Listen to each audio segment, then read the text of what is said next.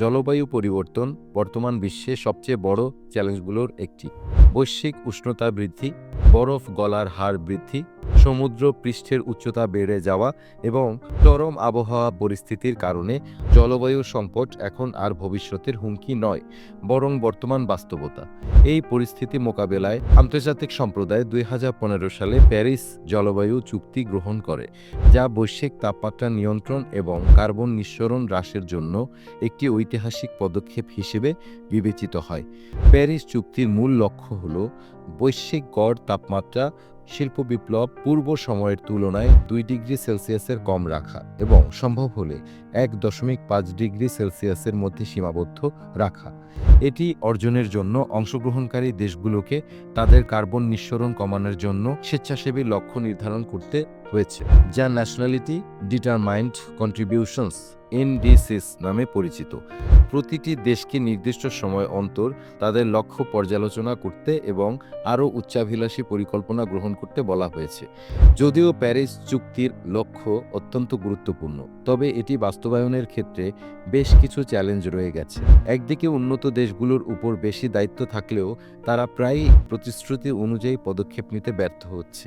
উন্নয়নশীল দেশগুলো বলেছে যে তারা জলবায়ু পরিবর্তন মোকাবেলায় কার্যকর উদ্যোগ নিতে চায়, কিন্তু এর জন্য তারা অর্থায়ন ও প্রযুক্তিগত সহায়তার অভাব অনুভব করছে। প্যারিস চুক্তির অধীনে উন্নত দেশগুলোর 2020 সালের মধ্যে প্রতি বছর $100 বিলিয়ন সহায়তা প্রদানের প্রতিশ্রুতি দেয়, যা এখনও পুরোপুরি বাস্তবায়িত হয়নি। বিশেষজ্ঞদের মতে সবচেয়ে বড় চ্যালেঞ্জ হল কার্বন নিঃসরণকারী প্রধান দেশগুলোর ভূমিকা। চীন, যুক্তরাষ্ট্র, ভারত, রাশিয়া এবং ইউরোপীয় ইউনিয়নের বিশ্বের সবচেয়ে বেশি গ্রিনহাউস গ্যাস নির্গমনকারী অঞ্চল। যদিও কিছু দেশ নবায়নযোগ্য শক্তির দিকে অগ্রসর হচ্ছে, কিন্তু কয়লা, তেল এবং প্রাকৃতিক গ্যাসের উপর নির্ভরশীলতা এখনও অনেক বেশি। অন্যদিকে কিছু দেশ উল্লেখযোগ্য অগ্রগতি অর্জন করেছে।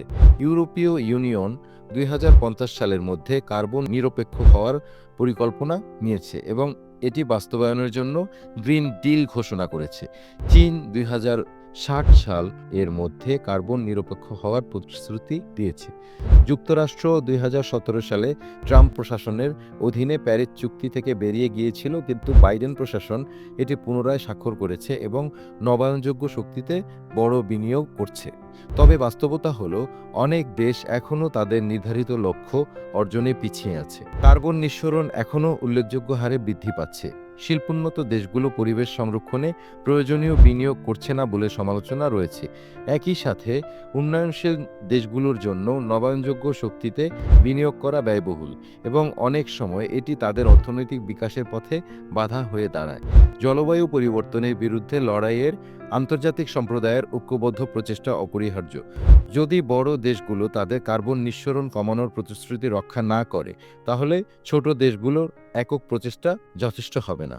বিশেষ করে দ্বীপরাষ্ট্র এবং উপকূলীয় দেশগুলোর জন্য জলবায়ু পরিবর্তন এখনই অস্তিত্বের সংকট তৈরি করেছে। বিশ্লেষকরা মনে করেন প্যারিস চুক্তি একটি গুরুত্বপূর্ণ পদক্ষেপ হলেও এটি বাস্তবায়নের জন্য আরও কঠোর নীতি গ্রহণ করতে হবে।